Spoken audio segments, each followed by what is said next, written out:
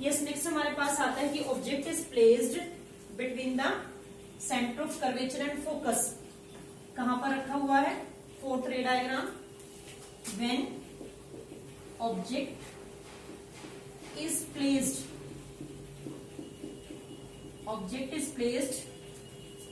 between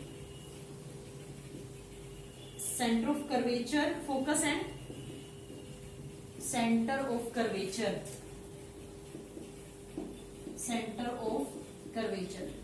Is that clear? Object को focus और centre of curvature के बीच में रखा हुआ है। तो सबसे पहले आप प्रिंसिपल एक्सिस बनाएंगे, फिर यहां पर आप जो है मिरर की फॉर्मेशन करेंगे। ये पोल है, ये फोकस है, सेंटर ऑफ कर्वेचर, ठीक है। और ऑब्जेक्ट जो है वो कहाँ रखा हुआ है? यहां पर ऑब्जेक्ट रखा हुआ है। तो देखिए स्टूडेंट, रिफ्लेक्शन हुई, ठीक है। रिफ्लेक्शन के बाद रे कहां से पास हुई? फोकस में से। कहां से पास हुई? फोकस में से, ठीक है।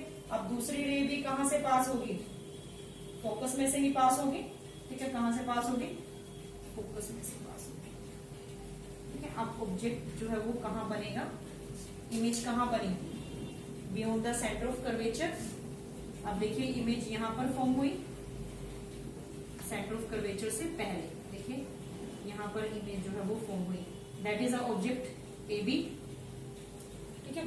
तो इमेज क्या बनेगी? ए डैश। डायरेक्शन इंडिकेट कर देंगे। समझ में आ सर? ऑब्जेक्ट कहां पर रखा हुआ? फोकस और सेंटर ऑफ कर्वेचर के बीच में रखा हुआ है। तो इमेज क्या बनेगी? Beyond the centre. जब हमने ऑब्जेक्ट को beyond the centre of curvature रखा था तो इमेज बनी थी सेंटर ऑफ कर्वेचर और फोकस के बीच में।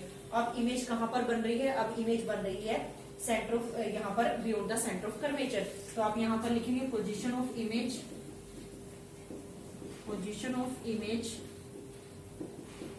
Beyond the centre of curvature, beyond the centre of curvature. Is that clear? उसके बाद देखिए स्टूडेंट, अगर इमेज यहां पर बनी है और इमेज कैसी बनी है? रियल इन्वर्टेड बनी है और इमेज क्या है? मैग्नीफाइड, ठीक है। Nature and size of the image, nature and size of the image. तो यानी कि इमेज आपके पास क्या है? Real, inverted and magnified. Magnified जो है वो इमेज यहां पर फॉर्म हो जाएगी। Is it clear? इसको नोट डाउन कीजिए। उसके बाद हम नेक्स्ट जो है वो करते हैं। ऑप्शन नेक्स्ट हमारे पास आता है कि object is placed at the focus, ठीक है। ऑब्जेक्ट कहां पर रखा हुआ है? फोकस पर रखा हुआ है। देखिए when object is placed at focus, सबसे पहले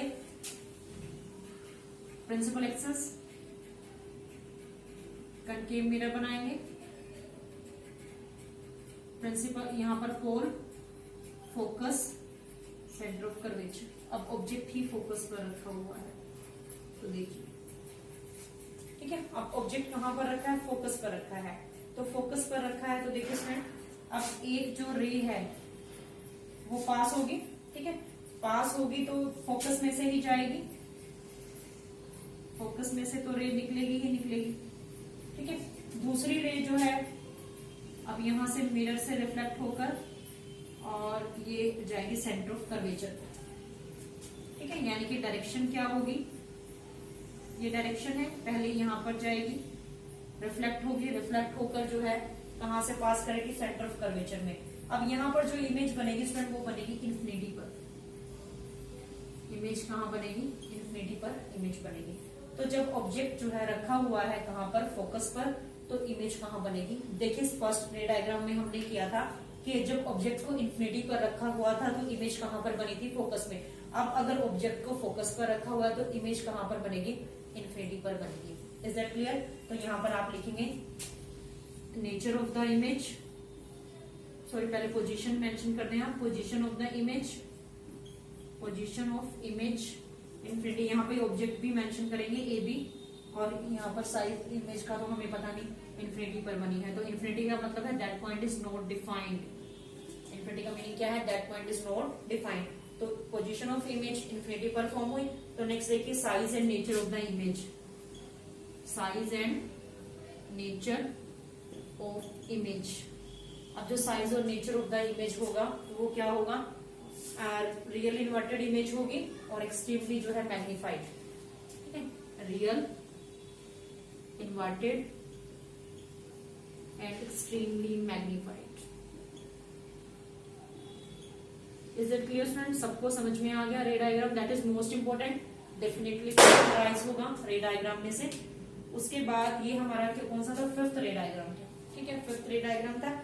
अब कनकेव मिरर का एक लास्ट रे डायग्राम रहता है 6, इसको नोट डाउन कीजिए। उसके बाद हम लास्ट रे डायग्राम करते हैं। अब देखिए स्टूडेंट, ऑब्जेक्ट जो है वो पोल और फोकस के बीच में रखा हुआ है। ठीक है, लास्ट रे डायग्राम में क्या है? When object is placed between focus and pole. सबसे पहले आप क्या करेंगे? प्रिंसिपल एक्सिस बनाएंगे। तो सबसे फर्स्ट आप प्रिंसिपल एक्सिस बनाएंगे, फिर यहां पर आप मिरर की फॉर्मेशन करेंगे।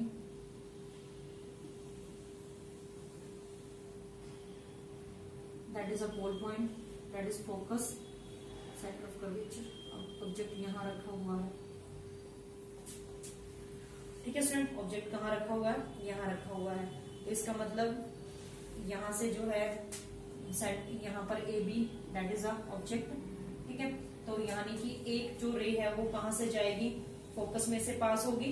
ठीक है, दूसरी रे कहाँ से पास होगी? सेंटर ऑफ कर्वेचर में से। तो देखिए यहाँ से रिफ्लेक्ट होकर, जब ये रिफ्लेक्ट होगी तो कहाँ पे?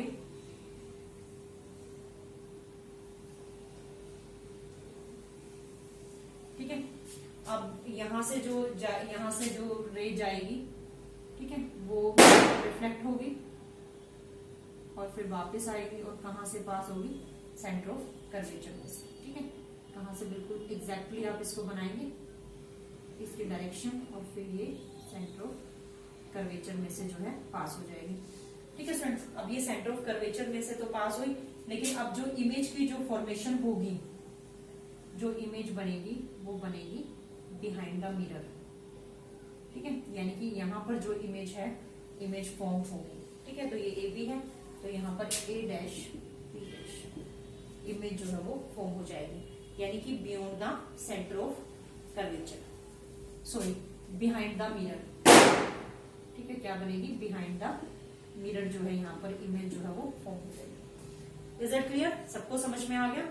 तो यानी कि स्टूडेंट जितना ऑब्जेक्ट के पास, जितना मिरर के पास ऑब्जेक्ट ज्यादा जाएगा, उतना ही जो है इमेज बिहाइंड द मिरर बनने की पॉसिबिलिटी होगी। तो इस टाइम पर जो यहाँ पर इमेज फॉर्म हुई है that is virtual and erect.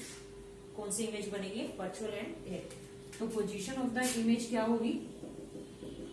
Position of image that is behind the mirror. Behind the mirror, mirror के बैक साइड में है, और इमेज जो बनेगी वो क्या बनेगी? Nature and size of the image real inverted, नहीं sorry virtual, nature of the image, nature of image virtual, erect and magnified. Is that clear? सबको समझ में आ गया? तो स्टूडेंट इसको नोट डाउन कर लेंगे। उसके बाद हमारे पास दो में इमेजेस जो है वो कन्वेक्स मिरर की रहती हैं, उसको हम जो है नेक्स्ट लेक्चर में करेंगे। आई होप आपको क्लियर हो जाएगा। और मैंने इसके न्यूमेरिकल्स आपको करवा दिए थे कनकेव और कन्वेक्स मिरर के, जिस दिन लाइव क्लास थी। न्यूमेरिकल्स का जो हम कंप्लीट कर चुके हैं। तो स्टूडेंट ये करने के बाद फिर हमारा रिफ्लेक्शन का जो है वो टॉपिक स्टार्ट हो जाएगा। ठीक है, तो आई थिंक अच्छे से क्लियर हो चुका होगा रे डायग्राम। नोट डाउन कर लीजिए। Thank you and have a nice day.